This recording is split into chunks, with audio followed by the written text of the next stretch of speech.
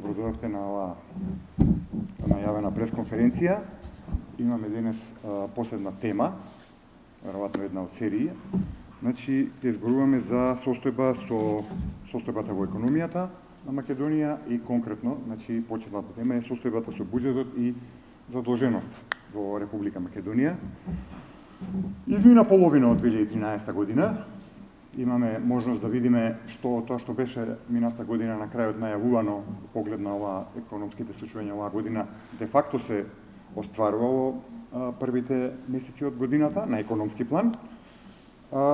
И сега на почетокот на летото, следи еден период 2 месеци кој што е полесен во економска смисла, треба да се направат оние припреми за тоа што не очекува на есен и зимата. Тоа е поред размислувањето на добар домакински начин на работење. Да видиме каква ќе биде до крај на годината ситуацијата економска, за да може сега да се преземаат чекори и да се планираат мерки. Пред се заради ситуацијата во однос на крај на самитот во Брисел на крај на јуни, која за Македонија беше многу лоша, крајно неповолна, во тој период, паралелно со тоа, бевме ние заплиснати со информации пласирани од владата и блиски до неа говорници, кои што сака да не убедат дека ситуацијата во Македонија е добра, не е идеална, меѓутоа во вакви услови таа е добра ситуација и ние граѓаните нема што да се многу секираат за тоа што ќе се случува оваа година до крајот, треба да седат мирни, се ќе биде уредено од страна на владата. За жал, меѓутоа ситуацијата ќе беше добро да беше така, меѓутоа не е таква. И затоа фактички се потребни мерки, потребни се одлучни мерки за припремање за втората половина од годината, односно за крајот, есента и зимата. И фактички затоа денес себе да укажеме кратко најнапред една анализа што де факто се случуваше на економски план и од каде некои резултати произлегуваат и потоа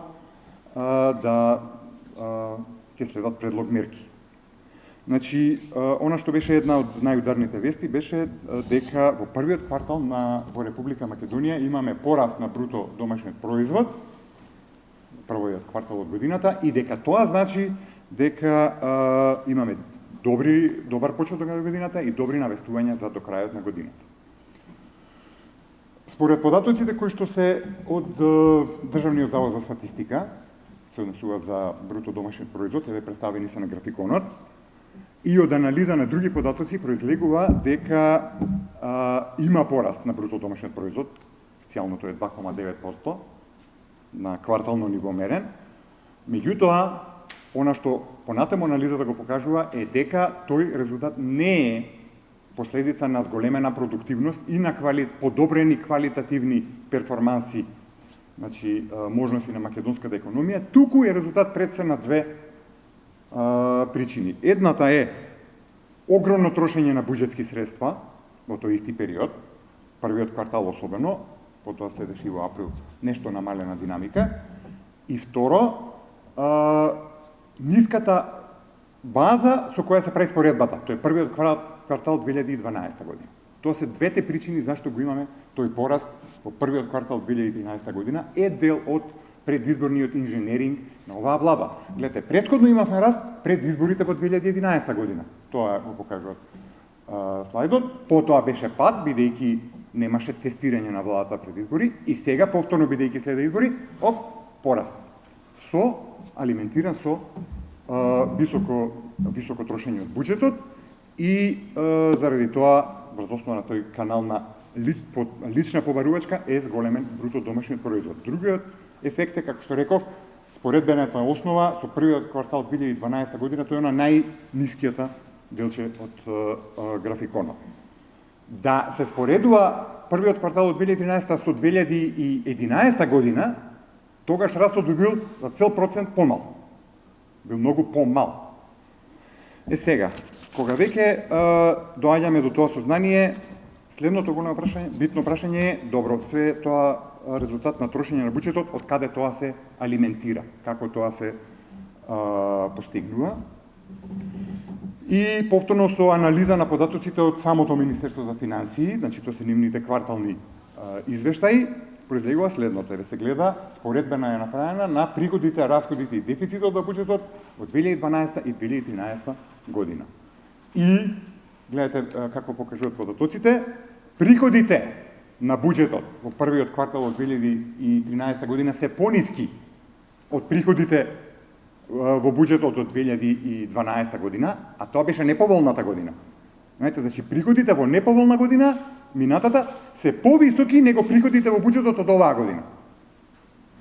Разлика од тоа, расходите на буџетот од 2012 година се драстично повисоки од расходите во 2012, тоа е точно за да се направи таа разлика на пораст на бруто домашниот производ. Следствено, дефицит од 2013 е повеќе од дупло поголем во првиот квартал од дефицитот остварен во 2012 година. И според некои податоци, значи, во првите 4-5 месеци во 2012 година буџетскиот дефицит изнесувал околу 80 милиони евра, а оваа година буџетскиот дефицит до месец мај изнесува околу 200 милиони евра. Значи, 2,5 пати повеќе. И тоа е таа причина, затоа го имаме тој брз пораст, поголем пораст на бруто домашниот производ. Секој ќе гледате овие податоци и овие факти за дефицитот произлегува дека планираниот дефицит за оваа година, буџетски дефицит за целата година, кој што беше планиран на повисоко ниво него претходната година, 3,5% од бруто домашниот производ, во првите неколку месеци веќе е изеден тој дефицит. Како ќе се одржува буџетската кондиција до крајот на годината, останува многу битно прашање, фактички она кое што ќе ни го детерминира економските услови и животниот стандард во државата на есен и на зима. И затоа фактички сега говориме дека се потребни мерки. Бидејќи станува збор за дефицит, третиот добро познат веќе во јавноста тренд во движење во Македонија е движењата на бруто домашниот производ споредени со задолженоста во Македонија. И гледајте сега, првиот бар, првата коцка е колку пораснал бруто домашниот производ, 2,9%. Сите други се однесуваат на задолженоста. Сами со око е видливо дека задолженоста расте многу повеќе од растот на бруто домашниот производ. 2,9 е растот на бруто домашниот производ, како год да го мериме, реален, нереален, тој е тој. Купниот долг е зголемен 6,7%, надворешниот нешто помалку 3,8%, внатрешниот долг 12,5%, а од него делот задолжување во државни карти од вредност, оние што ги емитира Министерството на финансии редовно, е само во првите месеци од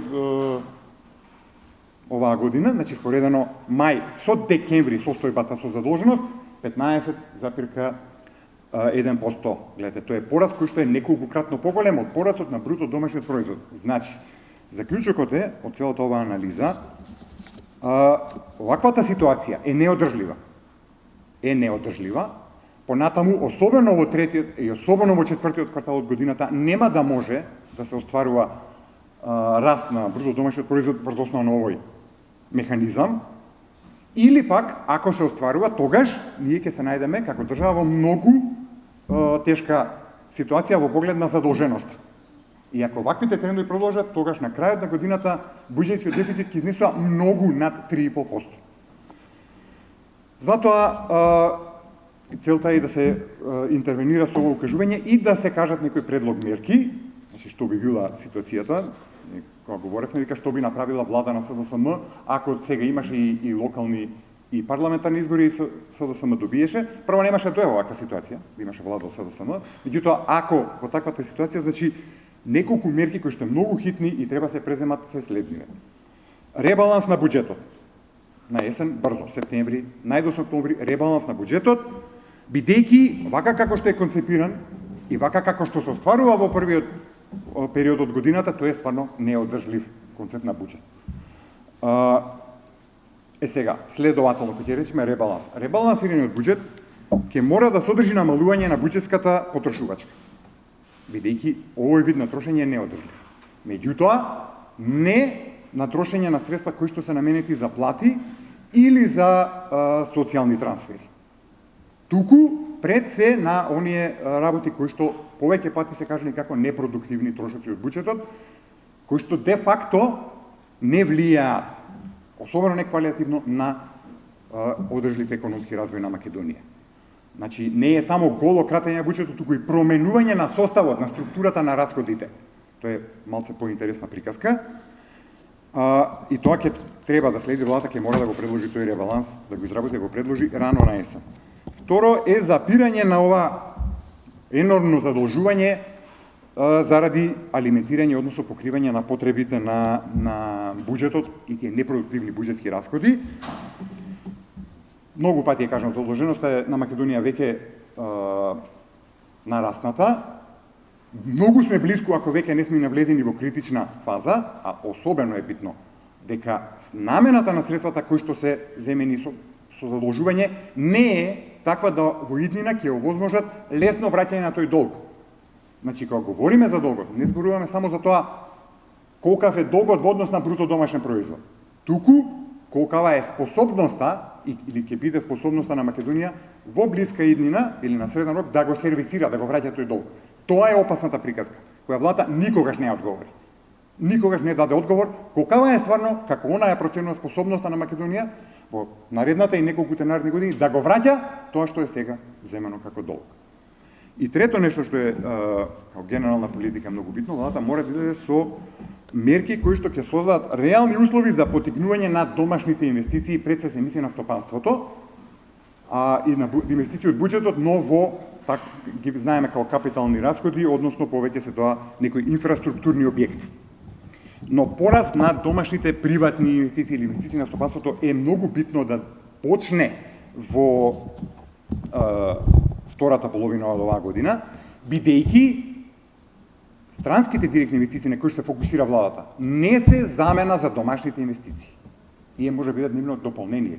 И затоа се пожални и затоа треба се привлекуваат, но не се замена. Економија која нема домашни инвестиции не може да има одржлив раст и не може да има одржлива намалување на невработеност. Тоа може да биде статистички, може да биде заради трети причини, но не може да биде одржливо.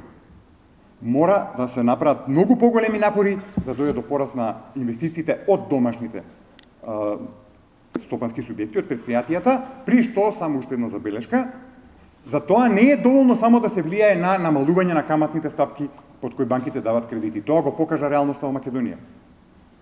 Каматните стапки се намалуваат, меѓутоа не расте инвестиционата активност. Значи не е тоа доволно, треба и други мерки, и за нив ќе говориме во некоја друга прилика, ќе следат други, значи, пресконференции и други начини искажување на кои мерки би биле добри за заживување на економијата на Република Македонија. Тука е формалниот дел. Благодарам за вниманието, а сега, доколку имате прашања, да продолжиме со тој дел. Според вас, со ребалансот треба да се скратат пари? Не може опозицијата да предлага колку точно пари треба да се скратат, особено затоа што за да предлагате конкретна бројка треба да го имаме конкретното остварување буџетот ставка по ставка како пред нас, а тоа го немаме. Значи тие податоци се недостапни, затоа не може да каже бројка толку и толку милиони. Да имаме сите тие информации, ќе следи, би можело да се искажеме и во тој поглед.